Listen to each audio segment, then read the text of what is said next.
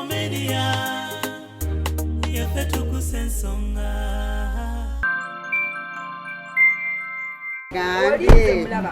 Newono kuba ebifaananyi okutuka nebwono okolaki nebwana afa. Mama todduka.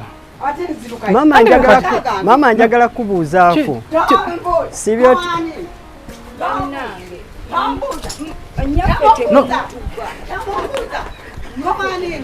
ajjukira nti omutima gwange gukwagala. Sirina kibi ku mutima gwange. Maybe byakusobako. Nange kati ndi muntu mukulu mbimanyiwe ebisoba ku bakyala. Naye nsaba n'obuwombeefu essimu zange zijje mu blacklist kuba maama nze nja kujjanjaba wamu ne baganda bange. Omalo musika so njala ku kifaananyi kino. Mutunuulira n'akaaba. Tukiriza musiko naye ku kifaananyi. Omusika yatunuulira ku jjajjaawe. Atunuulire ku jjajjaawe. yono yenyini jjajja. Photocopy. Wedde emi. Oyo ye Kagalanda w'abamuzeeyi. N'abalala. Kakati nange ngamba bwenfe enkya ninawo famire yange esobola okuyimirira ku mayiti yange esobola okugamba nti ono brother waffe ne research irina. Tewakirina. Ne Sophie. Maama oyo waffe ffenna. Kozi Sophie muganda wo. Muto wange. Maama oyo waffe ffenna. Ekyokubiri maama oyo tugenda mujjanjaba ffenna ng'abaana be. Nze baba Mazinga Enoka, baba Godi, Daudi, naye awaka wa Mulema n'adduka. Ne tulina okujjanjaba maama. Maama tukwagala.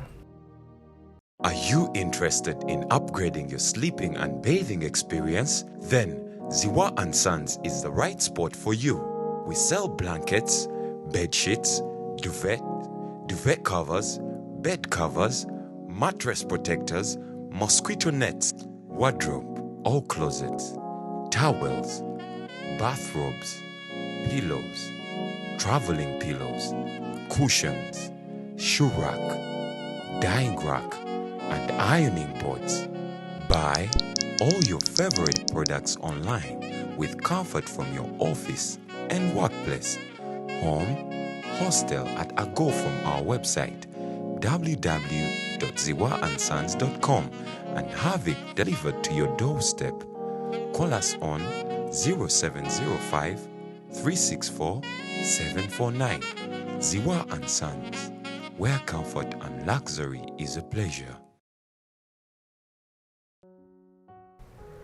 Nenne ekintu kye njogera ennaku zino bataata abeefudde embwa z'ebitanga namwe mukikyuse. Embwa z'ebitanga batya? Anti kati ninaawo Pretty omulabye w'aboggolaawo nga nzija azaala abaana yakazaala emirundi ebiri naye sirabangako ku bba. Okitegeera sirabangako ku bba. Bw'azaala nze ndabirira nze ngemesa nze ngula emmere nze nzijanjabya bisa abaana be paka ababaagala be babakola ki nziramu kuddamu kumulaba ng'ali luki lubuto. Kakati eriyo ne bataata abafaanana bwe batyo nabo bakole ki beddeko bw'omanya nti wazaala mu muwala wa Kasendu omwana faayo kitegeera kakati bannyinaffe nga tuggyeko okubapiininga nti tebalaga baana bika byabwe waliwo abalaze ebika byabwe ebiki okimanyi Saalongo bangi abalaze abaana ebika ebituufu naye ate abasajja abo ne batafiirayo ddala ngaye tebimukwata. Kwesi Bifo Media tugusa ensonga muzzukulu wa Kabajjanze nkubuuzaako leero naye njedde ndi eno Masaka tukomyewo wa Mr. Kasumba mubadde mutubuuza byakomawa ali kuki temutulyako emikoyo temukola ki sazawo leero nze mukyalireko mumaloka surprise nje mukyalireko tunyumyemu tubategeeze wawe twakoma abasinga obonyi bagamba naye kiki waliwo soye gye twakola abalongo bali banoonya bazadde baabwe naye betwazuula mu story eyo nga mazima tebeetaga kujja mu kamera abantu batubuuza nebyo webiri ansa ffe tukyali ku nsonga eno naye wetwogerera ensonga eno yinza okuba yagguka dda nkulaba okwaffe yagguka dda naye katujja wa taata waffe ate ne waffe alinayo mutabani we omusika naye akyali musika kale omwaka gwe natuukira omwaka ogujja naye ne wakiba kikyusa ekifo kye kisobera okukyuka naye akyalina ku byobugagga byange kisobera okukyuka ekisobola omwaka ogutuukira ogujja guyinza okuba akyuse ng'afunye muto we omusika naye ebyobugagga abirinako sokoleke kozi ku myaka emeka ku myaka onajja ku myaka 49 watwali mu bijanjaalo eri nga tunyumya akaseera kaali kazibwako ogamba wawanika nali nawanika naye ndowooza ndi nsonga nnyo ku nsonga eno ey'abantu okumanya families zaabwe ekiro ekyamazima kansooke mbaanirize nsanyusa okukulaba Saalo nange nsanyusa okulaba ate amafuta g'abalongo galeke mu nnyumba eno so era wano tuyinza okusangawo obwana nga bulongo nga buzali naye akaseera we twabeerera mu bijanjaalo ery'engulu kaali kazibu nnyo essuubi mazima nze lyali lyanzigwamu Saalongose bunnya nze lyali lyankola ki ng'owanise nga mpanise buli kimu ekikola abaana nali nkikoze naye nga tekivaamu results olina na Saalongo wenkwemulo ebyo twogera byebyo kiki kyewakola byonna ebikola abaana abantu bye bakola okufuna abaana nga mbikoze emyaka egitali 5 egitali 10 egitali 2 ng'ogezaako naye kiyinzika okuba nti nga tonnatuuka waka ebyo tebisobola kubaawo anyway twebaza Mukama kyensooka nze singa nvudde ku kyange nebaza Mukama ku kikyo ogenze nuntiisa osebo ogambye ettiimu yange nti omuntu gwe batambula naye sebo ndiki banange omuntu ono mwenna abatulaba naye ayinza okuba teyeemanyi naye ayinza kubanga sometimes kyenzudde mu bulamu nti osobola okubeera ekintu naye nga tokimanyi kati kyoli oyinza oba tokimanyi naye katusabe Mukama osokolemu kukimanya naye osigale ng'okikola amanyi no gamanyi okutuggwa tuwanika era ennaku zino abadde bankubiranga batestinzeeko kuba mazima waliwo bw'otuuka nogamba naye nogamba abantu betukola tebasiima ba kwekana obwira amanyi ne gakuggwambi bye tuyitamu ffe naffe ngaaba naddala nze ne ttiimu yange bye tuyitamu nogamba naye neweesanga nga okyusiza obulamu bw'abantu bangi naye nga oba obuganya okukyuka kyokka ate abantu nga balowooza nti obubu bwakyuka dda kati nze kansooke nkuwa ekyokulabirako ku kyobulamu bwange simanyi balala naye nze njagala okusiima ate mu kusiima kwange nkubikkulireko ky'oli omanyi amaanyi we gakuggweera olina ebintu by'osisinkana gwe kyoli ne sitaani akirwanyisa okitegeera kubanga bw'oba oleetera abalala essuubi ate ye sitaani puroguramu ye abantu baleme kuba naki nasuubi kati kyovola nti otuuka mu tayimu n'owulira nga essuubi likoze eki naye kankubuleko ekintu kimu nze nanoonya famire yange oba ekika kyange okusukka emyaka gy'olina kati ebyabala tubiveeko tudde ku kyange emyaka gy'olina gisukkamu ku myaka gye nanoonyeza famire yange era nga nawanika nenkola ku TikTok ng'okaaba nga tebagamba noonya ku SB4 ate kati bwe nkugamba ky'oli oyinza okkizuula kati oyinza okkizuula emyaka 10 mu maaso okukikakasa nti omusajja yaŋŋamba kyendi ne sikikola ki n'otakitegeera naye ky'oli kinene okusinga gwe ky'omanyi abantu b'oleetedde essuubi abantu b'okoze eki abamu bakazi bakulu abamu basajja bakulu abamu bakusinga obugagga n'amaanyi naye nga gwe baleetedde ki nina sitoola emu gye wakola gye nsinga okujjukira ennyo ziringa 2 omukyala omu gwe baasiba emyaka emiyitirivu ennyo akitegeera omuntu omulala eya mukwano gwange jjajja boolo oyo nomukwa era namategera nti ndi muno ayinza okufuna boda najja okunda kakati story endala ye yange nze eyange natuuka ekiseera nga neeraba nga atali muntu era amazima bwe mba mbuuliramu abatulaba nti nze naakamala kati omwaka gumu n'ekitundu nga ndi muntu naye giri emyaka gyonna egyo mifu emyaka 45 nze ni muntu akuba ekikalu naye nga nkuba ekikalu ne smart nga n'entambula oli nakutunuulira ng'omuyitako ng'oli smart nogamba kati yeegomba ki ali mu kwegomba bizibu nga nze neerabanga biki bizibu naye kakati am so happy ndi musanyufu mpulira nga nange nina essuubi ery'okubeerawo naye nga ani yakireeta ekyo ggwe kwesi before media tugusa ensonga tuyine muganda waffe yafuuka taata waffe Mr. Kasumba bajjanga bagwerera emboozi ye twali tunoonya famire kati nga buli muyeebuuza famire yalabika mwali mutufera n'ebirala ebiringanga ebyo tukomyewo tunyumyemu ku mboozi waliwo ekijja mu maaso kitujja okusosootola nga just tukomyewo tubalage nti akyaliyo musanyufu era nga wera mboozi nitandise musanyufu essanyu alina lya mirundi ebiri mwaka gumu n'ekitundu kati muntu yeerabanga omuntu ate mu myezi egijja mu maaso ajja kubeera nga nga Umaru afunye mutowe anyway gwe wenanga oli eyo essuubi lyakugwa muto gwamu ssuubi basinga obungi mubweddemu essuubi naye nga tomanya embeera esobola okukyuka mu kaseera mpawo kaaga embeera n'ekyuka batuteekamu akasente Tamarand Sons basanga wonateete opposite shiro bagula n'okutunda ebintu ebikozeeko ate era ne bannaffe abaziwa and Sons basanga ku Mukwana Arcade balina beddings kika kya beddings bakirina twakoma luli okujja okukyalirako we twakomera mukulu Saalongo SB4 wali olabye ku kifaananyi kino naye balaba fotokopi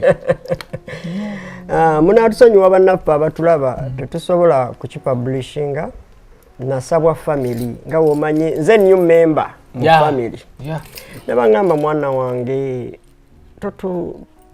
tweraliikirira kyenafuna ku muntu oyo gwolaba ndowooza omuntu oyo gwenkulaza omulabye ye yatuviirako amayinja agayuza okugulu kwa Umaru oyo kasita wamulaga omukyala kasanga nti ono omumanyi era jjukira bulungi nnyo abanaddayo mu vidiyo eyo yakubuuza simumanyi yali luddawa yalibaze ate omuntu gw'otamanyi osobola otya obuuza nti yalibaze ekitegeera jjukira nti nalinze ekyo sinnakifuna era nayingira emmotoka nga nkaaba naye bwe wandaga ekifaananyi ekyo baali bakimpeereza naye nga bakikuume era yo muntu oyo kakati bannange ebintu bino mpulira obulumi ku bannange abatannalaba family zaabwe kubanga bajja mu inbox yange bayitirivu nnyo era SB4 nkwegayirira bw'ofunayo bw'okolera emboozi okuzuula ekika kintu kinene nnyo. Are you interested in upgrading your sleeping and bathing experience? Then Ziwa & Sons is the right spot for you. We sell blankets, bed sheets, duvet covers, bed covers, mattress protectors, mosquito nets, wardrobe, all closets, towels, bathrobes, pillows, traveling pillows, cushions, shoe rack, dyeing rack, and ironing boards. Buy all your favorite products online with comfort from your office and workplace, home, hostel at a go from our website www.ziwaansons.com and have it delivered to your doorstep. Call us on 0705 364 749. Ziwa & Sons, where comfort and luxury is a pleasure. Tuba tetulina kye tunoonya kubanze mu kunoonya family nali siina kye nnoonya naye nali nnoonya sense of belonging ekitegeera we waffe naye neebaza Katonda kakati ono ye si mufu Bwali. Oyo yesimu omulabye. Kati mwabeetaaga okumanya n'okulaba tetugenda take it public kati oyo waali. Oyo bamuyita Ssenga Mukwano. Naye baba. Era oyo mukwano gwange nnyo. Omalo soko musika so jala ku kifaananyi kino. Mutunuulira n'akaaba. Tukiroza musiko naye ku kifaananyi. Omusika yatunuulira ku jjajjaawe. Tunuulira ku jjajjaawe. Yono yenyini jjajja. Photocopy. Wedde emi. Oyo ye Kaggalanda w'abamuzeeyi. N'abalala.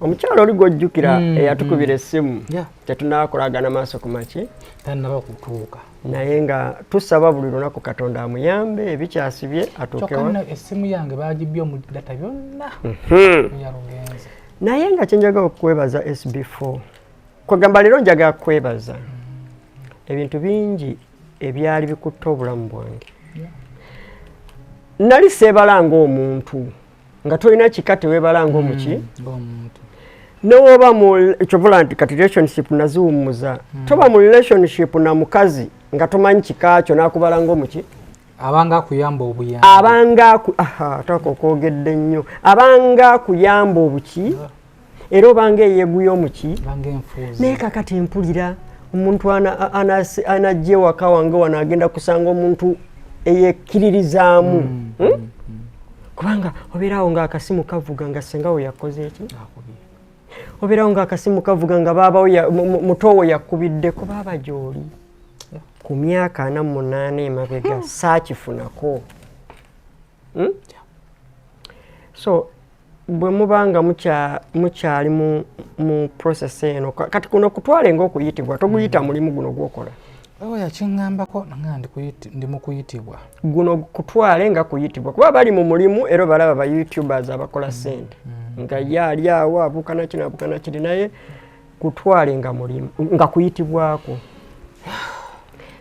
ekyokuddamu kiri kyogambye nti okolera abantu ne baba bulungi ate nga gwe tonaba buki kitwale ng'omuntu kati nze ndi mulaalo abalaalo bwe bakuwa omulimu gw'okulunda ente z'omuntu ente si ze zikusasula nyini nte yakola ki yakusasula kakati gwe ate olunda nte oyamba abantu ba Katonda kati ani agenda okukusasula mbabanga musumba kati Katonda yagenda okukola ki kati tumanyirwa anaakusasula akasafa Katonda byampadde mbyebaza golooza abantu bameka abegomba okubeera Salongo mu Uganda ne president talina abaana bange tebabulwanga ku ne president si Salongo Katonda mmenyawo nze budde amaaso mmenyawo ekibadde mu mutima gwange oba nti abasinga otumalamu amaanyi tami yatuuka nga abantu bafuddenga ebyobuyaaye ng'ofuna stories nga 5 esatu nga za buyaaye ogenda okwetegereza kwegamba ate bana tusaba obuyambi olumu story yasinga otumalamu amaanyi yali yamuzibe twagikoleyo omubende eyo eyamuzibe olaba bwe tuba tutambula twekoona bantu batono nnyo okujjako abakulidde mu makama ageevuga batono nnyo abateekoonyeko njala kuvaamu naye tekitugaana kusigala nga tutambula mu buli mbeera yonna mulimu abajja nga babi ate ne mujjamu abajja nga baki kati abajja nga babi bw'olowooza ku sitole y'akasumba gwe wasanga mu maziga ojjukira bunnyo interview y'omu kasooli eri mazima nga seewulirawo naye kakati neewulirawo nange ndi muki ndi muntu kakati nange ngamba bwenfa enkya ninawo famire yange esobola okuyimirira ku mayiti yange esobola okugamba nti ono brother waffe naye luli saakirina tewakirina kati saawa zo ne bwenfuna omukyala waliwo abankyalira ng'ono Ssenga oli muganda wange oli baaba wange oli mwana wa taata oli mwana wa Ssenga kyenali sirina kati olowooza kyenkana kyekyo kinene nebaza nnyo Katonda mpozzi n'ekintu ekirala kyotambuuzizaako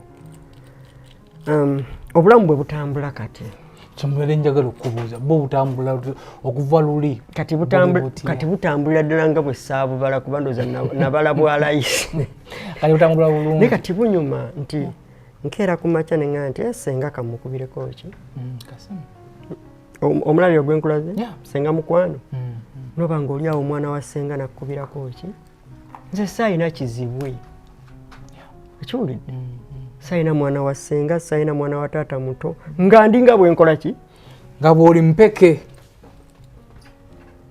ekyo kintu kiruma era bonna abali eyo abakyala ng'abaana bababuuza ba kitaabwe mbeegayirira mubabuulire abatuufu ensonga eyonkulu kiruma nina sitole gye nalaba nga sinnakola tonanzijako interview sitole eyo yankaabiza ndowooza wiiki nga nnamba yey'omwana w'ekabowa gwe bajjako ekifundikwa ekyeyandibadde kitaawe omwana omuto ng'abasajja abakulu bamuwolekereza ebigambo tokyali mwana waffe wano era tukwambudde ekifundikwa kyaffe tambula okole ki omwana oyo yankaabya amaziga ndowooza okumala wiiki naye ng'ate nyina ekituufu yali akikola ki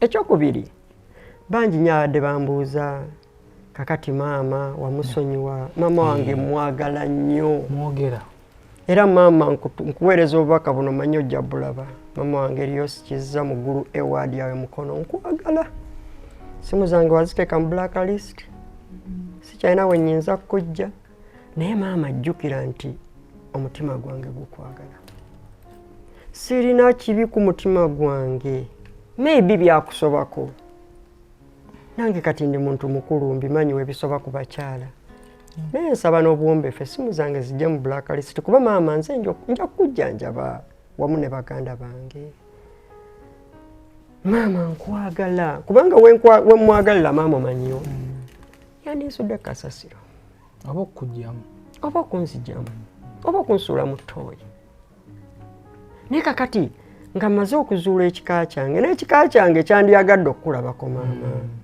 kubanga bambi taata wange yattibwa nina emyaka 6 yattibwa buttibwa taata wange era famire ye ŋŋamba basenga baŋŋamba taata taliiko malaalo yattibwa mu 1981 ne gye bamuziika famire ye tekola ki n'ebyo byonna tubyerabira kuba mu nsi muno tuyitamu buki maama osigala oli maama ate nkwagala maama wange ebiyoosi kizza muggulu emukono yenna anaalaba ka clip kano akamumpeere nkumiisinga maama nkumiisinga gyendi nkyali mulamu katonda nkuumye naye essimu zange zijje mu blacklist tetuddemu twogere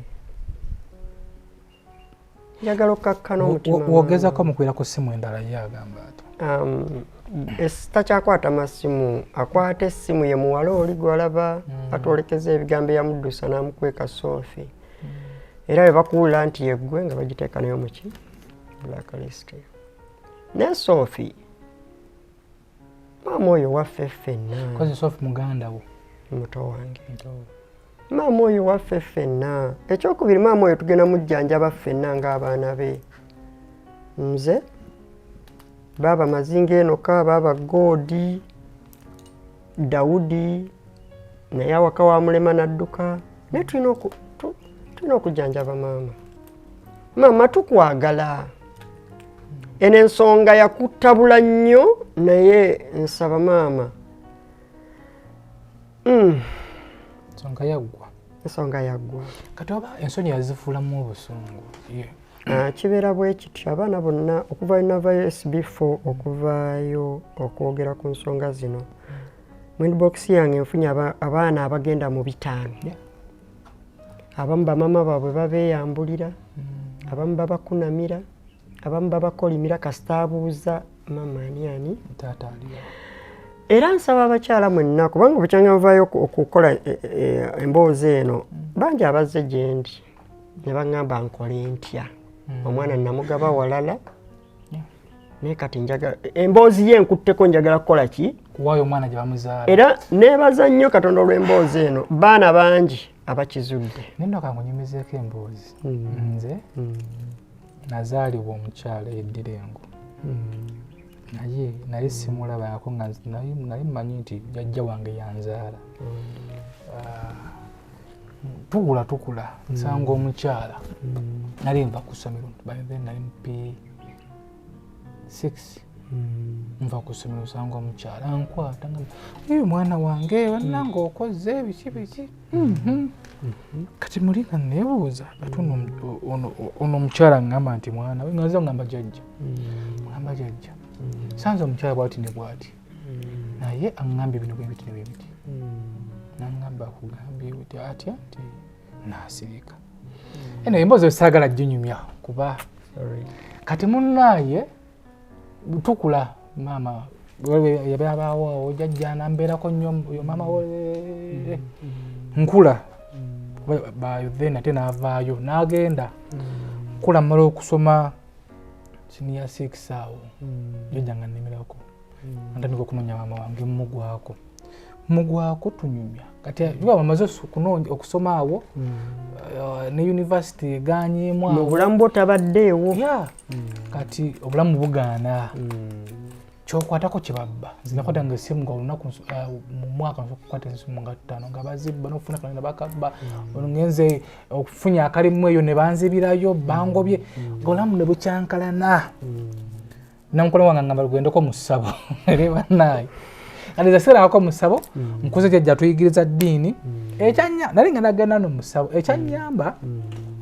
kola wange ngamba tusimanya ng'ogenda n'entwalo 6 oba 2,000 nga sizirina ezo ssente wenabuukira ogenda mu ssabo kakati ngamba naye kangendeke wa maama ono mubuuze oba siri wa kika ekyo nga kitegeera ngenda kuno ngenda nasula naye maama ntuuka anjalira kiro sanga mugamba maama tuwange mbuulira taata wange omutuufu yaani nayo kyali kya kisiru nga mugamba mbonyebonye ekimala mbonyebonye naŋŋamba Ssebunya Kibirige David omulaba nti ye kitaawo ngamba oba weerabiddemu kati nga nze mpulira kati jjajja twakola jjajja baffe nga tatukuba naye ng'asobola okukuvuma ekigambo n'okaaba nga mpita omujaluwo simanya nga omujaluwo lugojamye kati erinnya lyange nga nze looja kati nga ye mu Luganda yita lugojamye kati nga nze mmanyi pa lugojamye oba beddira ki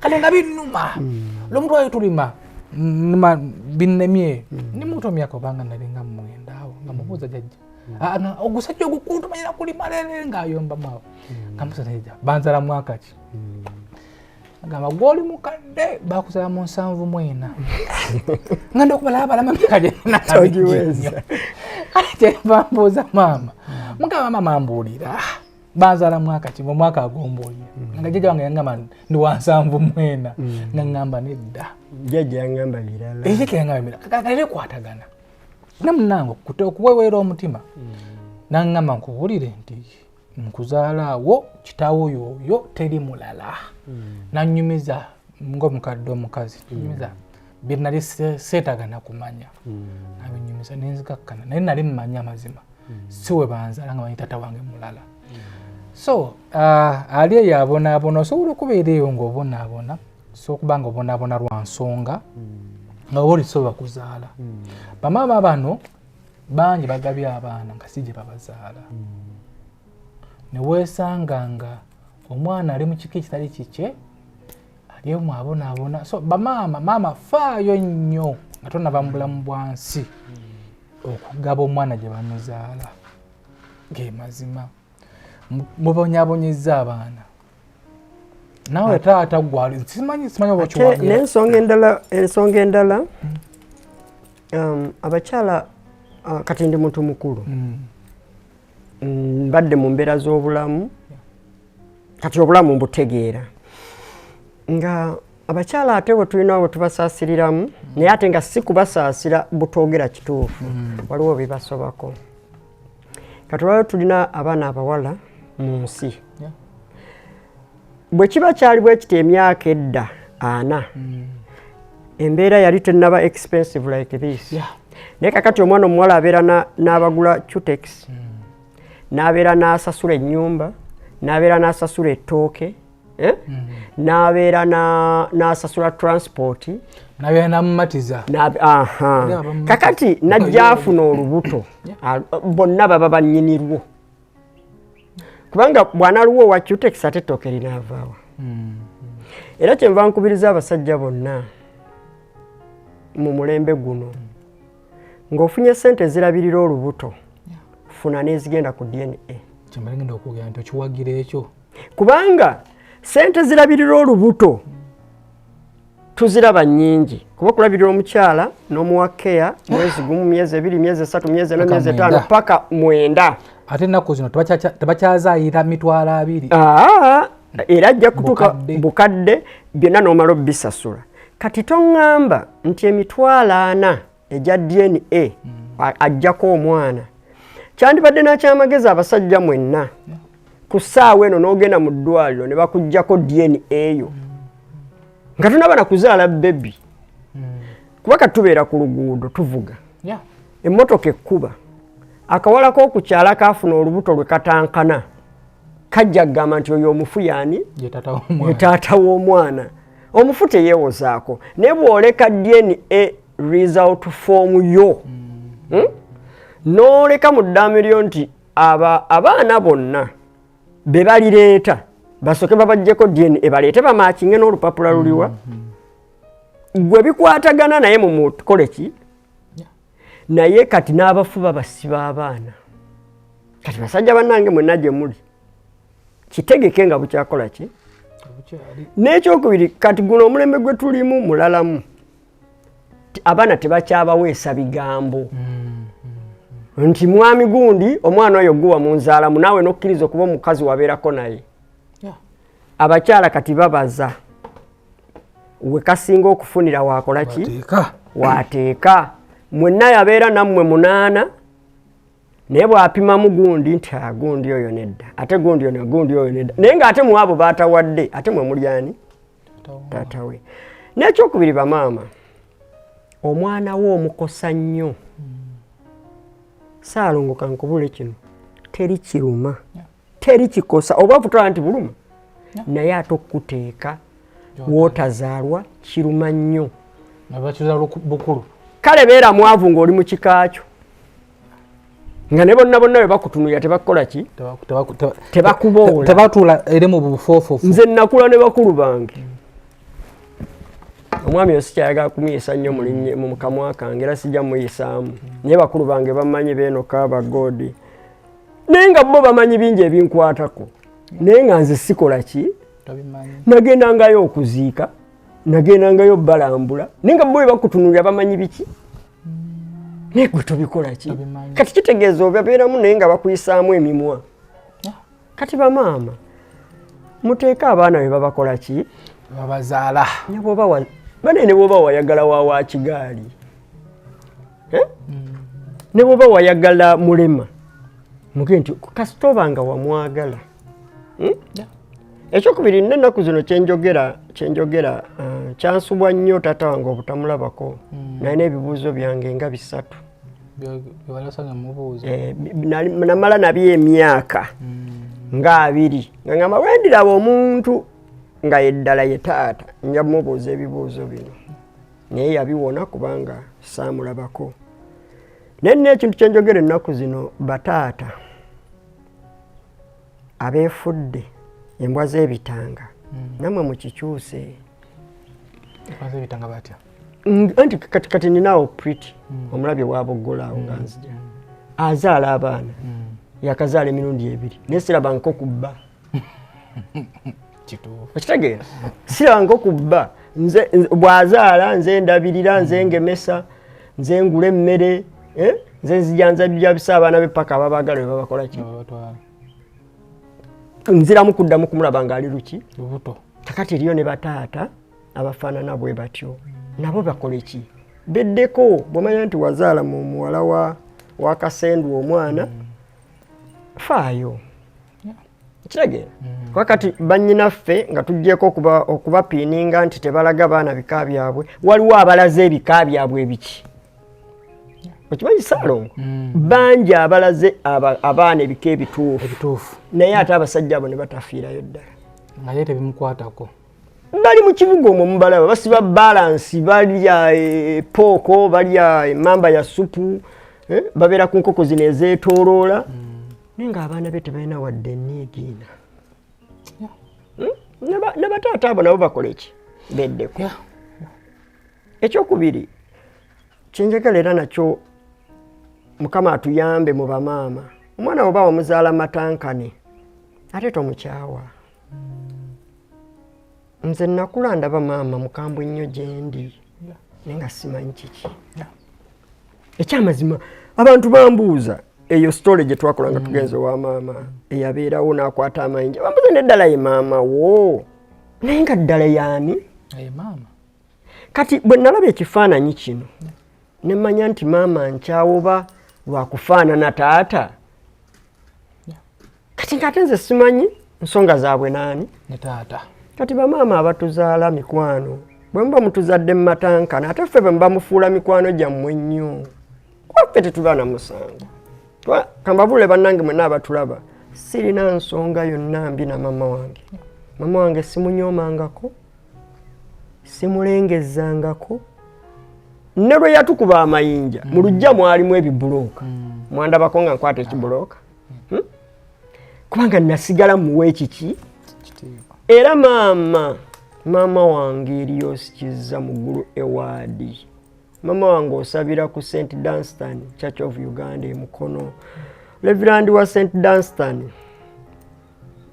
nkataaga okwogerako naawe kubanga maama asabira wo osobola otuyamba okwogera ne maama nozzaawo oluganda ne maama wange nkyamwagala nnyo era mu bantu bemiisinga mu bulamu buno miisinga maama wange omukyala Erios Kizza Reverend wa St. Dunstan awo ewantoni singa oba olabye akatambi kano nkwetaaga twogeremu oba oli awo oyinza tutabaganya ne maama kubanga maama ali mu myaka mikadde wamulaba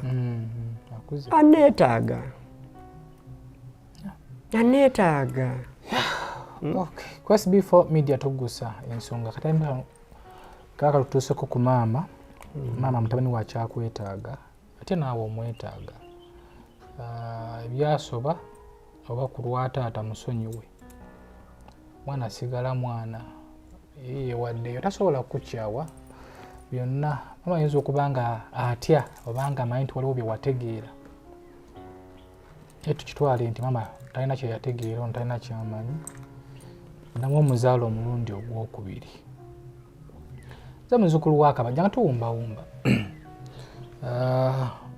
eno gy'oli obulamu essaawa zino obulamu bw'oyitamu omuntu aliyo bumunnyonnyole mayinza okuba nga agamba ye tamumanyi naye wamasimaati obulamu bwange kati busanyufu bubulamu ekintu kimu nti ndinzekka naye si lwa buzibu by choice obulamu bulina we butuuka n'osalawo obe wekka ekitegeera abakyala bangi mbalaba abandi negwanyiza bangi mbalaba naye nasalawo nsooke mpumuze ku buki ku bulamu nga ntomedde naye very soon tuyinza okufuna amawulire amalungi just tusigale nga tuwatching other space nga tetunnawumbawumba SB4 nina akantu ko alhamdulillah kakuumye si kinene nnyo naye akola obulungi asiimibwa bayibuli bwegamba akola obulungi Yesu yagamba nti oli yawaayo peesa naye Yesu naga nti awaddeyo byonna nze nebaza jjajja wange omugenzi Busolo mu ntale Ssaalongo ng'abe Katente bamumanyi Katente kyaggwawo ne Nnaalongo nawo mu ntale bonna we bebasaawo baatutwala mu kyaki ensonga yange eno singa nagenda mu ssabo nanditunze buli kenkola ki singa nawano tokyalina buli omu yandiŋŋambye twamulabako egindi twamulaba egindi leeta ki leeta zino naye kano kengenda okukuwa nkusaba okasiime kale singa ente zibadde kumpi nandikuwadde ente naye tezinnawera zijja kuwera.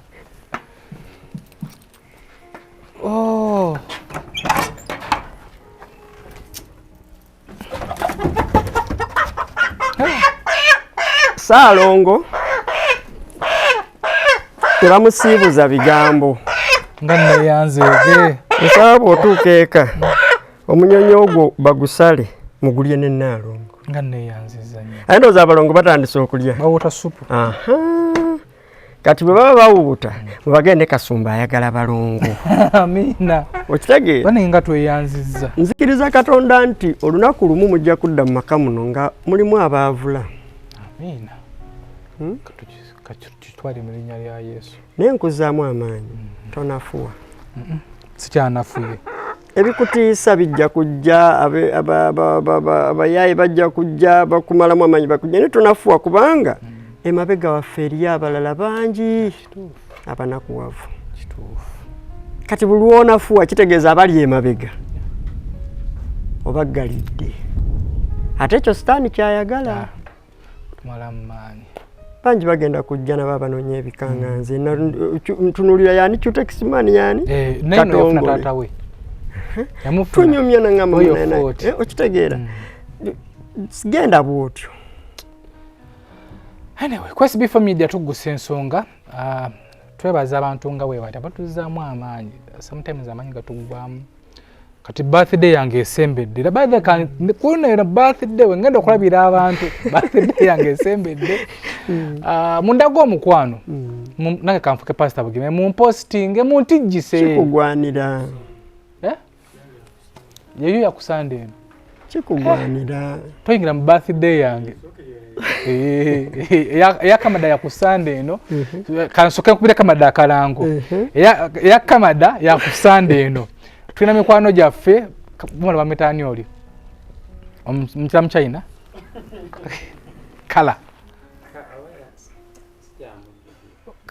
kamera ine mikwano ku SB4 media mumuyire wo mubiri mumwe kubirabo ebikwatwako mu posting kala mu posting kamada Asia mu posting kamada na mikwano Swansi mu posting bamutwale ko ne Dubai awo muleko ko ne Dubai bana redda nalesi kuzazi birthday birthdays nalesi zikuzanga like ndanga kyabulijjo naye nangina nafuna mukyala wange nakwera birthday yasokera ddala na feeling nga kinunga kyanjawulo tikanga kibaawo atunga banji agala sebo nga bampibire bunene kuno bakendeeza naye kweno birthday kanno kankubulire kino nga temunnamaliriza nze bwe nali peze emyaka 7 chachi yaffe eri awo nengenda naye omubuulizi ku olwo yabuulira eyange ya happeninga ku lunaku lw'abataata musajja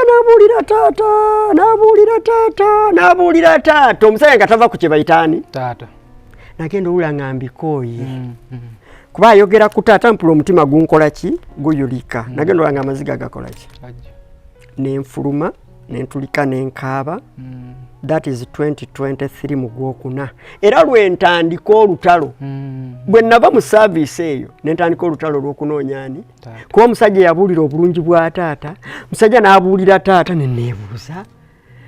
Kakati kwolwo lwennyini nali ngenze kwebaza mu church. Era bwe yamala obbuulira ne baga Kasumba ayagala kwebaza Katonda. Ne bambuza ayagala kwebaza ki. Nebagamba nebaza Mukama kubanga maze emyaka 47 nga Yesu ye taata wange. Nga simanyi taata. Nagero ga church yonna abantu batulika bakola ki? Balaba omuntu wa smart, omuntu ali gentle, omuntu wa like ayina taata. Nebagamba nze maze emyaka gino gyonna simanyani taata wange. Naye yali manduso. Kati nga tukuza zi birthday era tulina okwebazaani. Kubanga ndaba abamu badigida budigize naye mu kwebaza Katonda ate mwatuweera ebiki? Era ogwo gwennyini omwaka mwe nkuzuulira kuba tofunika. Sifunika. Naye era nebaza abantu bonna ab'oku TikTok n'omusajja tafunika. Ate abantu aginganga bannaye abantu. Naye abantu bamutaginganga 10 buli lunaku. Ate lwonna omukisa kuba tereeza twava Kampala ne tujja paka eno. Ate nanka nkikwebalize nabirowooza nga ne katono omusajja adde munoonya bwansaba akakadde okunkolera emboozi n'akajjawa kumbe ye Katonda alina ebintu byakola ki era mikwano gyange mwenna abansanga ku makubo bangi nno bansanga ku makubo Kasumba lumu nali eyo mbalala Kasumba negamba ne gyesiberanga kaani yammanyi bannange mutusabire ekika twakiraba kati esaala gye muba mutusabira mu lujja luno olugazi bwe ruti ekyo kyo nkisaba n'okusinga emmotoka mwavuliremu ki era Saalongo amafuta gandekera ag'abalongo Mukama kuwa abalongo emirundi ena newaguba mukaaga Basibifa Media tugosa ensonga programu zinga zino zituzaamu amaanyi enkoko yino Omalu enkoko eno sigala giyanza kana abalongo tunogiyanga timu era olunaku lw'enkya Omalu tulina okukeerako tulundi serious bwetuba tuddayo waliwo batunda ennyaanya n'obutungulu ayo Masaka Road tulagula ennyaanya n'obutungulu enkya tugenda kera kumakya kusala nkoko eno ez'obutungulu zizino tugule ez'obutungulu zizino nga tweyanziza taata tweyanziza zino za butungulu gwe enkya era betubali tunabo nabo program lunaku lw'enkya munatusonyiwa tujja kukeerewamu enkya lunaku lukulu tugenda ku office tusale enkoko eno tuwute supu tukole ensiike seka Omalu tukole ensiike supu banji wala tweyanziza era enkya gwe mukolo gwe tugendako ne musiimu nnyo Saalongo tuzanisa okulaba Saalongo tubbi SB Media tugosa ensonga twebasanyufu nnyo ennaku z'omwezi 14 birthday yange gwali eyo eyefula mukwano gwange mpostinga mpekira nonompa sweeti nja musiima ku luno nange kanneeyitira ekirabo kuba lwage nti mutwagala atuteekamu akasente ba Tamland Sons wamu ne Ziwa Sons. Tamland Sons basangibwawo nate opposite share wagula naye kutunda ebintu ebikozeeko batuukire gwalina kyayagala okugula naye gwalina kyayagala okutunda batuukire Baziwa Sons basangibwawo ku Mukwana Arcade balina beddings ekifo kya beddings bakirina batuukire ayagala duvet covers tawero butimba bwansiri pillow cases byonna batuukire babayita ba Ziwa Sons.